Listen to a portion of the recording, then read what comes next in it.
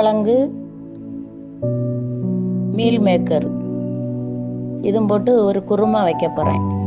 First கொஞ்சம் எண்ணெய் ஊற்றி தேங்காவை போட்டு நல்லா ஒரு பட்டை, 2 கிராம்பு, கொஞ்சம் பெருஞ்சீரகம் இவ்வளவும் போட்டு அதை நல்லா வறுக்கணும்.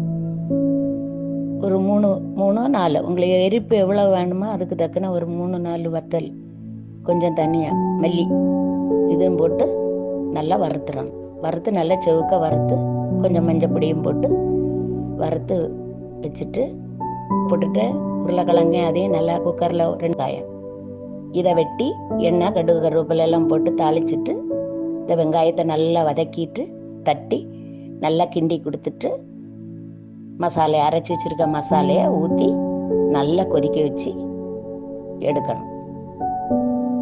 அப்போ சூப்பராக இருக்கும். ஆப்பம் தின்னலாம்.